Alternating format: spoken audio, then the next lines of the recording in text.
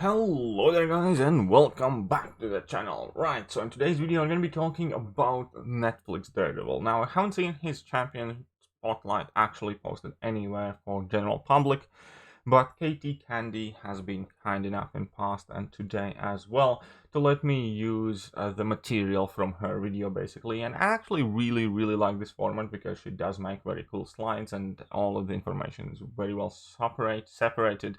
But definitely huge thank you to Katie Candy, and if you haven't checked out her videos yet, definitely go down there and subscribe. But for now, let's just skip the generic stuff. So it is Netflix Daredevil. It's going to be called Daredevil Hell's Kitchen. He seems to be getting quite significant bump in prestige, and that is always a positive. I love when they adjust the numbers to modern standards. And his strengths have been listed as debuff, shrug off, which is quite cool. It does have downtime and only shrugs off non-damaging debuffs, but it's still a handy thing to have. He's going to be able to dish out some serious bleed damage, especially after level 3, and he's going to have kind of Nightcrawler's type of bleed as well, so that's kind of cool. It's still classed as bleed damage, so you cannot do that against bleed immune opponents, but it basically is unaffected by very frequently seen annoying abilities recently, like tenacity or quicker debuff shrug off, like that improved metabolism node, so on and so forth. So I like that there's going to be one single burst of damage, even if it's tied to bleed damage. Now we have combo manipulation. That can be also quite quirky and useful. It's not the biggest deal overall. It's just going to be that he can use, quite similarly to Squirrel Girl, his combo meter is a type of currency. Right, so weaknesses, hand to purify mechanics, fair enough. Ability accuracy reduction, that's an obvious weakness to most champions, to be honest. But yeah, let's start with his actual abilities. Entering the fight, gain an indefinite passive combo shield, preventing his combo meter from resetting when struck. Now that definitely can be extremely useful, especially considering the way he functions, so I do like that.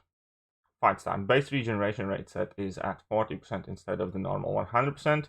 Immune to all effects that modify regeneration rate except poison. Now I'm not a fan of this change, because if I'm not mistaken, and here's the thing, everybody said that if we didn't do this, he would be healing too much from willpower.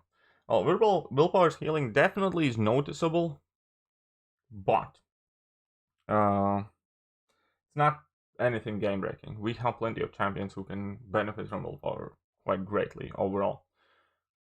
The problem with this is, and this is the thing that none of the CCP people will tell you, or have tell you, because it's not their job, but because of this champion is effectively unusable with Suicide Masteries. And even if a champion spams special attacks, and even if he doesn't have the most suicide-friendly setup, typically, you can still get away with using the said champion, at least for like 3-4 fights, whatever. Like I have used Carnage with Suicide Masteries, even in Labyrinth of Legends fight. Granted, I started 100% and finished at hardly any health, but I could still do it. The fact that his base regeneration rate is set at 40% means he's going to be healing significantly less from willpower, even though he's going to have that extra debuff active. In addition to that, obviously Suicide Masteries plays poison, and poison can modify his regen rate, so his regen rate is going to be reduced even further. So I have very high suspicion that when you're going to be running Suicide Masteries, they are just going to absolutely butter and kill this guy, and I'm not a fan of that at all. And that is one of my biggest reservations against the champion immediately, because I like to run Suicide Masteries quite frequently, to be honest. And yeah, so not happy about this thing at all. If they wanted to do that, they should have given him immunities or a way to get rid of Suicide Masteries or something. But yeah, anyway, so it's not gonna. I don't think he's gonna be very well suited for Suicide Masteries at all. Move on. Murdoch Boy. Combo meter 15 or lower. So this is basically when you enter the fight. The Unbreakable Spirit of Battling Jack Murdoch grants the following. When inflicted with a non-damaging debuff, one of each non-damaging debuffs is purified after half second. Each time this ability triggers, gain +5 combo meter. This ability goes on cooldown for 2 seconds once activated. And a huge chunk of passive physical resistance against basic attacks. Now, that basic attack physical resistance will make this guy, I believe, very, very hard to heavy. Sorry, not heavy, to quake. So I think it's going to be pretty much impossible to quake this guy, because he's going to take hardly any damage. But that's not the biggest deal in itself. Other than that, the ability is quite cool, especially since you can revert to this phase multiple times during the fight. But this is kind of like the starting phase. The one that you really want to get up is Styx Apprentice, combo meter 16 or more, so that's basically 3 full combos. The Assassin Training of Styx grants the following: 900 critical rating, that's neat. Attacks reduce the opponent's defense ability accuracy by 65%. Now, here is the bread and butter of the character. 65% is a huge, huge ability reduction. To put it in perspective, that's almost as Blade with Starting Hand Spider-Man against, champions that Dangers and Triggers. To put in perspective, it's nearly as high as Magneto's ability accuracy reduction is. So, that immediately leads me to believe that he has a lot of potential to be extremely useful champion, provided you stay away from attrition masteries, suicide masteries. And then you have 603 attack rating for each non-damaging debuff, and this bonus decreases by 5% of each additional debuff. So that's good. That is another decent thing, considering that he can have a debuff on him for most of the fight. When struck, 1 combo meter is lost. That's fair enough. I think here's my only worry. Passively reducing ability accuracy by 65% once you reach combo meter of 16. That's amazing.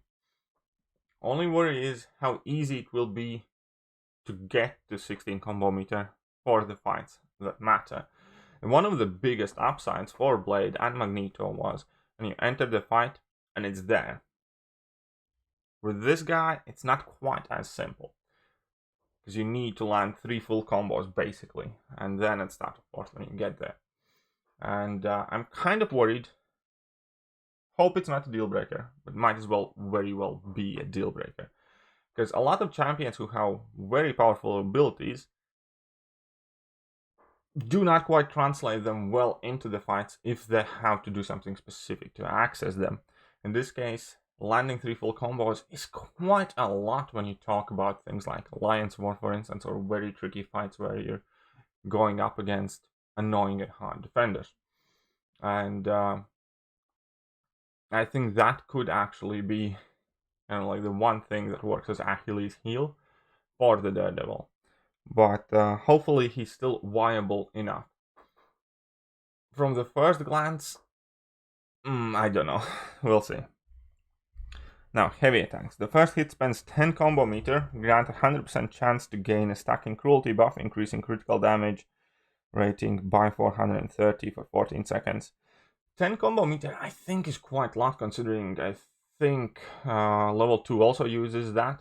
I mean, it could be a very useful way to dump your combo meter purposely to revert to the first phase in case you want to do that. But I don't think this is going to be kind of like a too key of a factor. And I don't think that 430 is big enough cruelty to warrant that as a standard damage rotation. Perhaps it works very well. I'm going to again have to see how the gameplay actually looks like, but I'm not overly holding my excitement for this one. Special 1, 100% chance to boost critical rating for 700 for 15 seconds. Cool, fair enough. And then we have Special 2, which is kind of like bread and butter Special 2. Each hit immediately loses any combo meter gained. So basically you cannot gain any combos whilst launching this special attack. Each hit spends 5 combo meter to grant 100% chance to inflict a bleed debuff, which is quite significant bleed, over 5 seconds, and therefore it lasts a while and can benefit from deep wounds as well, quite obviously. 5 combo meter, depending how many hits it is, I think it could probably be about 4 hits, maybe 3 hits. I don't think it's going to be much more than that, otherwise any level 2 would immediately nuke your combo meter. And so you can stack the bleeds up and do a lot of damage. At the end of the attack, gain a rage debuff with no effect, lasting 12 seconds. When this debuff ends, it is replaced with a fury buff, granting substantial attack increase for 25 seconds. And here is kind of like the thing, you want that rage debuff on you. After the level 2 you gain it, you drop down to first phase ideally, you purify it, and you get this fury kind of immediately. So there could be a very solid damage rotation in there. How solid again remains to be seen. 100% chance to gain a Righteous Wrath passive for 70 seconds, and 70 seconds is huge. And that means Special 3 can potentially have a huge damage burst for any relatively long fight. While active with the Daredevil, Hell's Kitchen's basic attacks have a 35% chance to inflict an instant bleed, causing 125% of damage dealt by the attack as direct damage. So every third hit will basically more than double the damage you do. And that sounds quite deadly. That sounds like lights out kind of special attack. And I like that. It doesn't seem to be connected with any of his rotations, so it's an optional extra to go for. But you can do so and then quite significant damage bursts for 70 seconds. That's a long time. And now we have signature ability, Murder Boy. Exiting this mode has 100% chance to gain a stacking 17-second rage debuff with no effect. That's cool. That will definitely be handy, and as we said, this is going to be one of the main things, how he makes sure that he has a debuff active at all times and he benefits from willpower skill. Styx Apprentice. While in this mode, attacks reduce the amount of damage the opponent can deal with passive effects when they're being struck by 100% for 0.2 seconds. So this is basically the thing that Gambit has, basically the same thing that Omega Red has on his tentacle attacks, where you can take him up against Electros and Thorns and things like that. And that obviously packs a whole another set of utility. But I do think that it's not quite well enough thought out here. Because if you have 65% ability accuracy reduction, then this seems kind of like doubling up on a very similar type of ability. And kind of like doing it a bit of overkill. I think this could have been something a bit more significant, but it's obviously quite nice to see just getting too much too repetitive, because they just released identical ability on Gambit. Falcon can effectively function very similarly, and yeah, I mean, it's a good ability for sure. Just they're starting to spam it. It's kind of like that meme where Opera goes like, you get that, you get that, you get that, everybody gets that. It's like as if somebody is almost running out of ideas. And considering this was meant to be a full overhaul, you'd expect a bit more originality in it. I don't know. I think there is something better that they could have done with it. And now you have Synergies. You have Luke Cage Iron Fist, just a very basic one. Nemesis with Kingpin Mysterio. And now we have some more interesting ones. Fisk's Downfall, Spider-Gwen Punisher. And while charging heavy attack, enemy attacks have a 100% chance to miss for 1.5 seconds. This ability goes on cooldown for 15 seconds. Now, I love this one. I love this one a lot, because that means you can weave in a heavy attack at any given time. And 1.5 seconds could give you a chance to actually phase the special attacks that are tricky to evade. And yeah, I think this could be very versatile thing to have. I would have loved if he had that in his base kit. If that would have been in his base kit, it would be so infinitely better, so much better. Now, Daredevil Hell's Kitchen. Knock the opponent down, 100% chance to inflict a 12-second disorient debuff, reducing the ability accuracy block proficiency by 35%. Now, I think this is amazing synergy. Unfortunately, it's with Electra and Psylocke, and both of them currently kind of suck. Now, Psylocke has the whole Horseman of Apocalypse thing going on, but there are so many better choices, and Daredevil I don't think quite fits with that. And it's, I think, the best synergy, because that puts his ability accuracy reduction up to 100%, but it's also with a very useless synergy partner, and I just don't think that Daredevil will be that good to justify focusing a synergy team around him in vast majority of the series contents. Let's face it, he's not going to be Ghost level where you can bring in Hood, and even Hood runs circles around Electra and Psylocke in vast majority of the cases. So Again, it's a great synergy with a crap champion that's gonna make that synergy not get used for the most part. So let's move on. Rule of law: Ronan, She-Hulk, and Daredevil synergy champions plus 10% attack rating, and Daredevil special attacks have 20% chance to inflict stun debuff. Forget about this one. 20% is nothing to boast about, and even though it could result in quite lengthy stun, but it means 1 out of 5 special attacks. Yeah, it's worthless, pointless synergy as far as I'm concerned. Strength of Martyrs, Nightcrawler, Ghost Rider, and Captain America. Plus 10th health rating. Cool. Heavy attack royalty buffs gain 60% duration and potency, but costs 5 additional combo meter. Now this sounds quite good, but I don't think it's going to be quite worth it, because I think combo meter, by the sound of it, is going to be quite valuable resource where you want to preserve it in order to deal most of your damage. And only way this kind of seems worth it if you avoid level 2s for most part and go for level 3s, but level 2s seem to be the key, I don't know, special attack for his rotation of getting in one stance to another. So yeah, I don't know how this is going to work. We need to play around it, but that's about it, I believe. Yeah, and that is it. There are a lot of good things, a lot of missed opportunities, a lot of cool synergies with worthless champions and things that shouldn't have been synergies that should have been in his base kit. I think overall, I definitely look forward to using this guy. I think he has a very solid potential to be a good champion, to be a better champion than Gambit and Punisher 2099 and Falcon Reworks have been. But that still remains to be seen and tested. It does look quite promising. It does also look fairly simple, which I'm not necessarily opposed to. It's not overly complicated champion, I believe. It's going to be quite simple. Get to level 2, drop that level 2, get a Massive Fury, get to another level 2, we win a heavy attack if you have to drop some more combo for medium fight. So it's going to have very simple rotation as far as I'm concerned. And there are some cool things he can do, definitely. If he's going to fit in anywhere well enough, I don't know.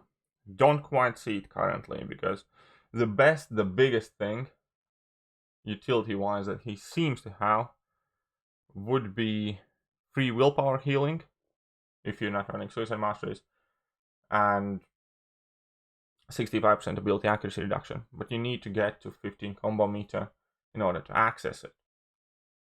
And there are better options out there for that. Champions that do it straight out of the gate in more specific scenarios, but still. So I don't know. He could be good. I'm sure that there are going to be many people who like him. I don't think he looks quite good enough that I will be... I don't know. We'll see. Maybe he fits very well like Warlock did. Warlock didn't look overly impressive on paper, but when you got to use him, he just seemed to answer a lot of problems. Hopefully that's the case of Daredevil Hell's Kitchen now as well. But that is it for today. I have rambled a bit too much already. I hope you guys have enjoyed the video, and I'm gonna catch you guys soon. See ya!